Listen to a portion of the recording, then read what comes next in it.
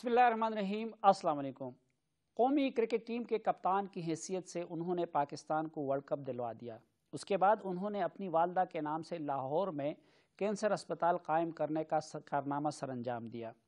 آج سے 15 سال قبل ان کو سیاست کے میدان میں بھی زور آزمائی کا شوق ہوا، چنانچہ اویس احمد خان غنی اور معراج محمد خان جیسے لوگوں کے ساتھ مل کے انہوں نے تحریک انصاف کی بنیاد ڈالی، لیکن اپنے پہلے سیاسی میچ جو کہ 1997 کے انتخابات کی صورت میں منعقد ہوا، اس میں وہ بغیر کسی رنز کے کلین بولڈ ہو گئے اور ان کے حصے میں ایک بھی سیٹ نہیں آئی۔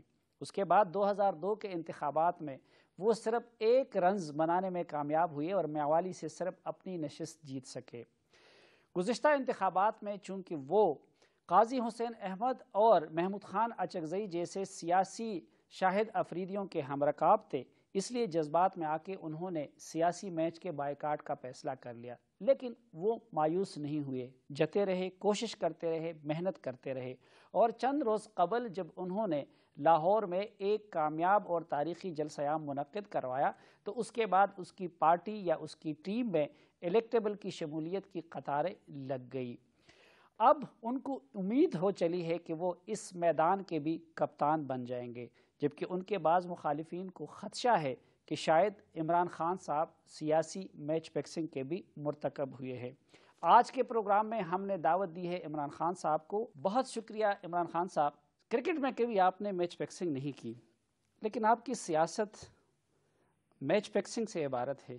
کرکٹ اور سیاست میں الگ الگ معیار کیوں ہیں؟ سلیم، میچ فکسنگ کی اس کو ضرورت پڑتی ہے جس کو اپنے اوپر اعتماد نہ ہو یا جس کے مقاصد کو مختلف ہو۔ مثلا اگر تو میں پالیٹکس میں اس لیے آیا ہوں کہ مجھے صرف اقتدار چاہیے تو میں ضرور میچ فکسنگ کروں گا، اور اس میں سے جو دو پلیئر ہیں یا فوج یا امریکہ، تو ان کے ساتھ کوئی مل ملا کے کوئی گیم کروں گا۔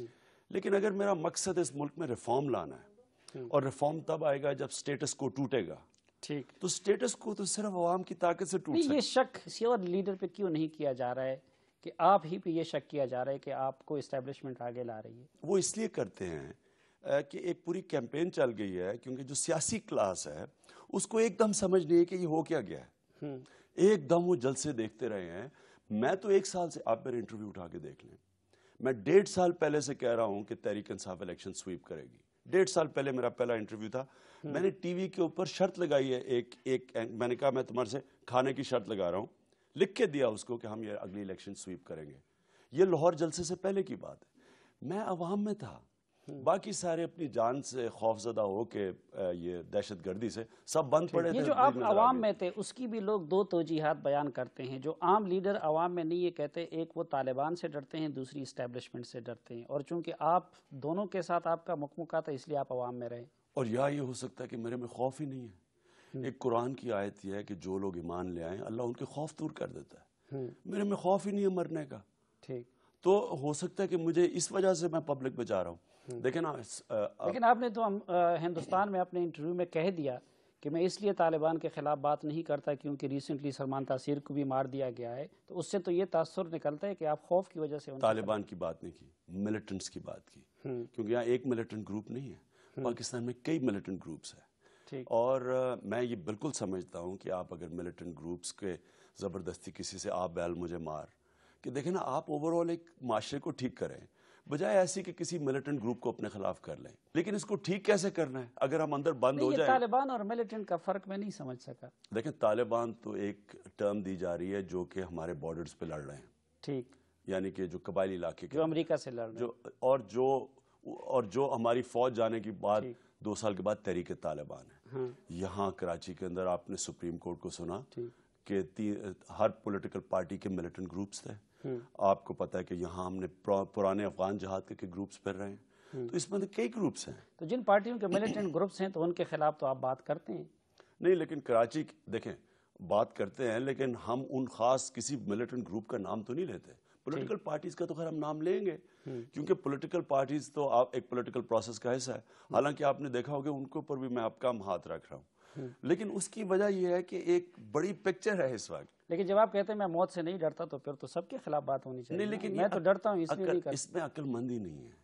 اس میں عقل مندی نہیں ہے کہ آپ کوئی ایک گول کی طرف جا رہے ہیں، آپ ایسی زبردستی آپ اپنے سامنے رکاوٹیں کرتی جائیں. دیکھیں نا, میں جتنے کم دشمن آگئی, آپ جب مگر مچھوں کا مقابلہ کر رہے ہیں تو کوشش کریں کہ کم دشمن راستے میں رہوں.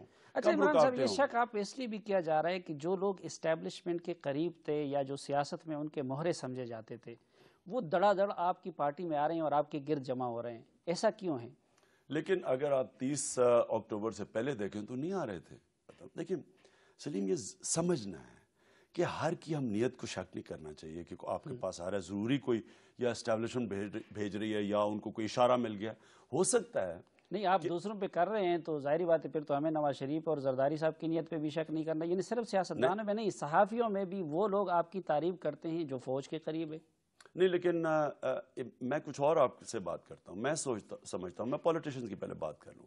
ہو سکتا ہے کہ وہ چاہتے پہلے بھی میرے ساتھ آنا ہوں لیکن وہ جکڑے ہوں اور وہ سمجھے میں وائبل نہیں ہوں. جیسے انہوں نے دیکھا میں وائبل ہوں, وہ آنا شروع ہو گیا. اچھا, متحدہ مجلس عمل کو بنانے اور چلانے میں اس وقت کی اسٹیبلشمنٹ کا کوئی کردار تھا یا نہیں؟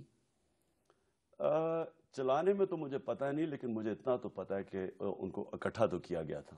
اچھا, تو اب یہ بتائیے کہ لیکن اگلا سوال پوچھیں, کیا ان کو جو ووٹ پڑی ہے وہ اسٹیبلشمنٹ سے پڑی ہے؟ نہیں, ووٹ تو پھر پڑ جاتی ہے نا جب آپ فضا بنا دیتے ہیں, لوگوں کو لے آتے ہیں. میں اب یہ جاننا چاہتا ہوں کہ اس وقت تحریک انصاف کا جو کردار ہے اور اس وقت کے متحدہ مجلس عمل کے کردار میں کوئی فرق نظر آتا ہے؟ مجھے تو ان کے کردار کا پتہ نہیں, لیکن مجھے نہیں, ان کا کردار دو تھا. ایک ان سے نواز شریف اور بے نظیر کو آؤٹ رکھنا, اور دوسرا ان سے امریکہ کی مخالفت میں دھرنے کروانا اور یہ سب کچھ کر. دونوں کام تحریک انصاف کر رہی ہے. نہیں, پہلے تو یہ دیکھیں نا, ایک تو پہلے اس کو میرٹ پہ لے لیں کہ کیا میں بھی وہی باتیں کہہ رہا تھا. مجھے یہ بتائیں کہ جب ایم اے میں وہ باتیں کہہ رہی تھی امریکہ کے خلاف, اب میں نے باہر, انہوں نے تو یہاں باتیں کی ہیں, میرے تو گارڈین کے اندر آرٹیکلز چھپے ہیں. میں امریکہ کی یہ پالیسی کے وار آن ٹیرر کے پہلے دن سے خلاف تھا. میں نے تو کبھی موقف چینج نہیں کیا, میں تو تب بھی خلاف تھا, مجھے تو کسی نے نہیں کہا. نہیں عمران صاحب, پہلے دن سے آپ خلاف نہیں تھے. یہ پالیسی پرویز مشرف نے بنائی ستمبر 2001 میں, اس کے بعد ان کا ریفرینڈم ہوا, آپ ان کے ساتھ تھے. آپ کی آخری ملاقات جو آپ نے کتاب میں لکھی ہے جس کے بعد آپ نے ان سے مایوس ہوئے اور علیحدہ ہونے کا فیصلہ کیا, وہ 23 جولائی 2002 تھا. اس دوران پاکستانی سرزمین سے افغانستان پہ ہزاروں حملے ہو چکے تھے, تو آپ تو 1 سال تک اس پالیسی کے حامی رہے.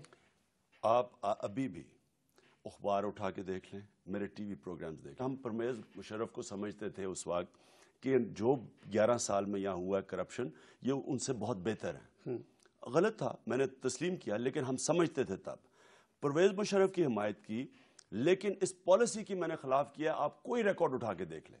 یعنی میں نے امریکہ کی افغانستان کی پالیسی کے اس کے بعد ہوا اور آپ ریفرینڈم میں بھی اس کو سپورٹ کرتے رہے. نہیں, دو چیزیں ہیں. ایک تو اس وقت امریکہ کی پالیسی تھی افغانستان میں, اس کی میں نے مسلسل اس کے خلاف بولا ہوں, اور آپ کوئی ریکارڈ اٹھا کے دیکھ لیں. میں نے کہا بالکل غلط وار ہے. میں آرٹیکلز آپ کو دکھا سکتا ہوں جو میں نے باہر کے اخباروں میں لکھے.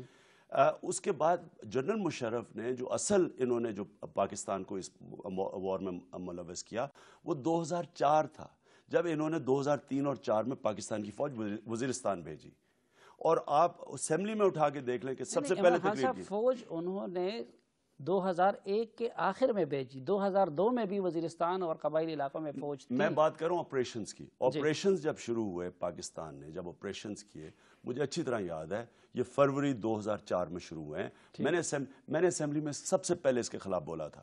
لیکن وہ تو یہ دعویٰ کرتا ہے اور ہم بھی اس پہ اس لیے یقین کر لیتے ہیں کہ جس طرح آپ نے کتاب میں لکھا ہے کہ آخری وقت تک احتشام ضمیر اور ان لوگوں کے آپ کے ساتھ ملاقاتیں ہوتی رہی. وہ یہ کہتے ہیں کہ جب میں نے کیو لیگ کو حکومت دینے کا فیصلہ کیا اور عمران خان وزیر اعظم نہیں بن سکتے تو وہ ناراض ہو گئے. اور آپ نے بھی کتاب میں لکھا ہے کہ جب انہوں نے نیشنل الائنس بنایا اور اس میں آپ کو شمولیت پہ آمادہ کرنے کی کوشش کی تو آپ الگ ہو گئے. تو اس سے تو مشرف کی بات ٹھیک لگتی ہے. سب سے آسان چیز ہے, جنرل احتشام ضمیر اس وقت ISI کے پولیٹیکل سائٹ کے ہیڈ تھے.